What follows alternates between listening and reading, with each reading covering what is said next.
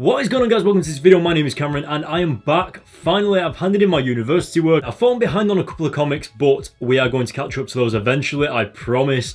But right now we're reviewing Clone Conspiracy issue 2. Now this one's actually got a few surprises in it, and one of the surprises is actually on the very first page of the comic, so I bet you guys are looking forward to that. But as for the previous issue, we saw Spider-Man come head to head with Dr. Otto Octavius himself. We do know that it's the real one. I haven't reviewed Amazing Spider-Man issue 20 yet, but yeah, you're discovering that he basically is the real Dr. Octopus from Superior Spider-Man, and that's where this issue is pretty much picking up, with them proving that to Spider-Man. We also have a very interesting twist at the end of this issue, so stick until the end of the review to see what that twist is. Now, as for this Clone Conspiracy as a whole so far, it very much feels like an actual saga, you know, like something that's got a beginning and an end. It doesn't feel like they're just kind of making stories up as they go along. It actually feels like they have a finish line and it's working towards that, and it's so awesome to see the characters say certain things and develop in certain ways in order to address that finish line that it's coming up to. As of right now though, it's been long enough, so I think it's time that we get into this review.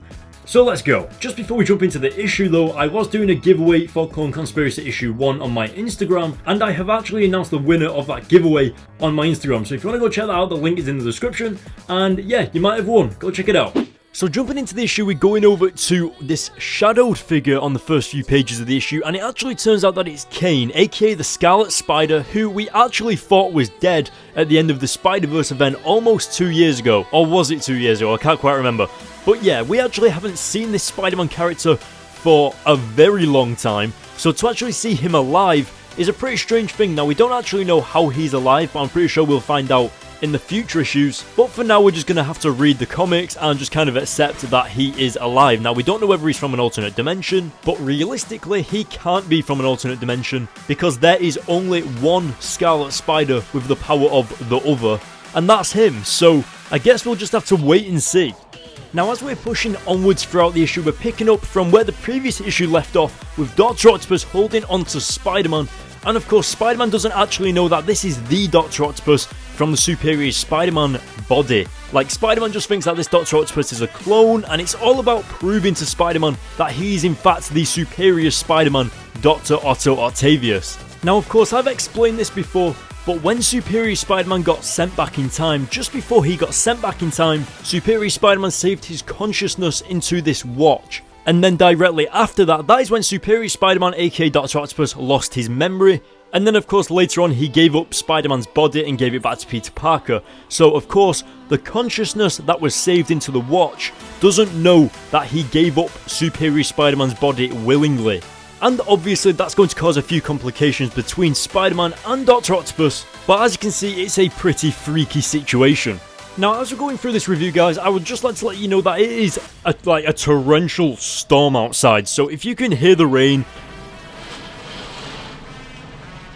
I don't know if you could just hear that just then, but that is the rain hitting the window. It's so loud. But yeah, getting back into the issue, we've got this really sinister look going on from Dr. Otto Octavius as he reveals that he was in that robot that was following him around Parker Industries. It was so awesome to see the reflection of the living brain robot in Dr. Octopus's eyes. It's just so sinister, and it's actually something that I really missed of Dr. Octopus. Now, I do have to say that whilst I was reading this issue, I thought it was very, very interesting with just how Spider-Man, even though he was outnumbered, none of them actually attacked him. They seemed very formal, they seemed very professional, and it looked like they were very much trying to convince Spider-Man that they are indeed not the bad guys, and they're actually trying to make the world a better place. I also don't know if you noticed this, but I am very fond of the cracked lens in Spider-Man's mask. It kind of reminds me of Superior Spider-Man because I think he actually did have a cracked lens as well in some of his comics. It was really awesome, so it's nice to see that they're bringing that back.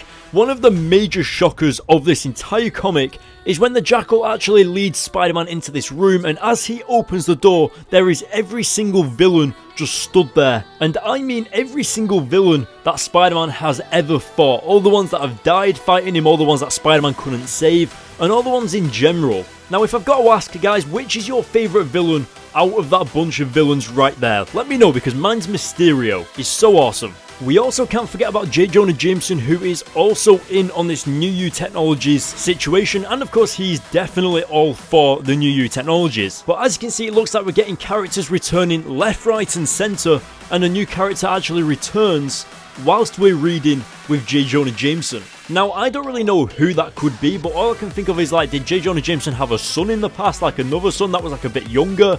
Like, I don't exactly know what's going on with that, but yeah, we'll probably find that out later on.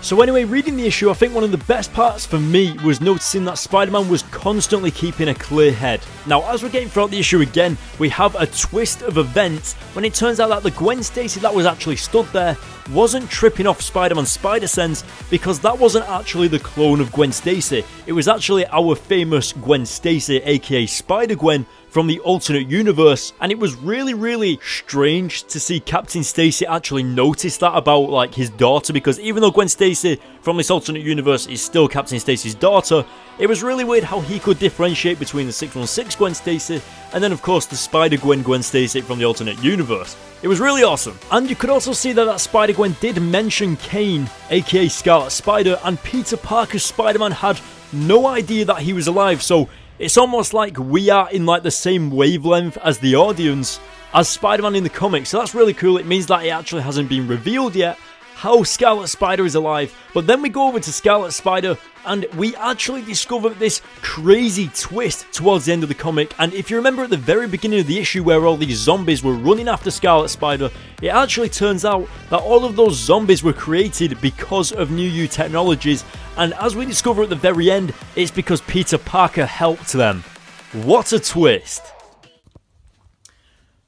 Okay guys, so my camera keeps messing up, so I'm just going to record it off my phone like this. I have no idea what it looks like. It could be too dark, it could be too bright. I don't care now. I've literally recorded it like 5 times and my camera keeps messing up. And if you look, it keeps doing this. Like, what is going on?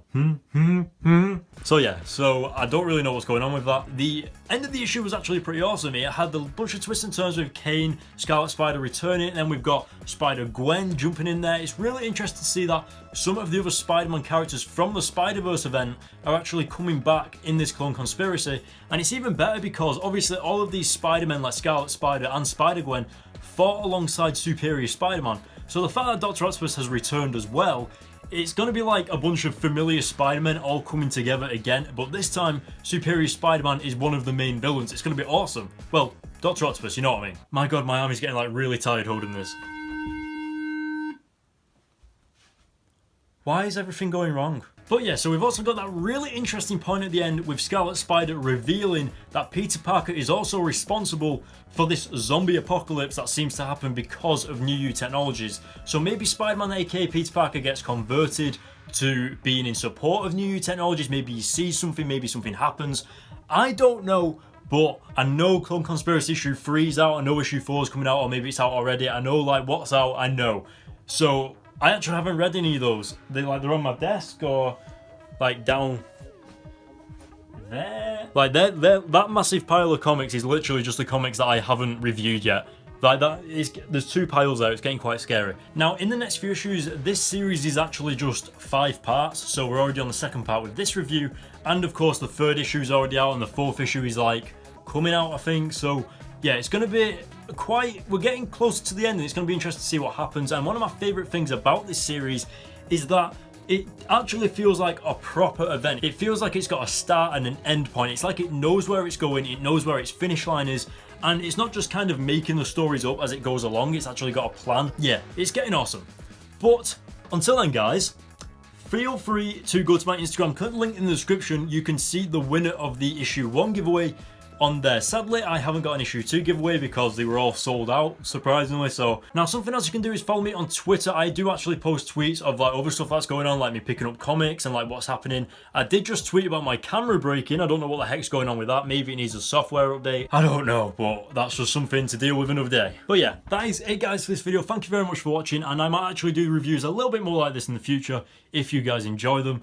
Let me know in the comments below, and I will see you next time. Thanks a lot.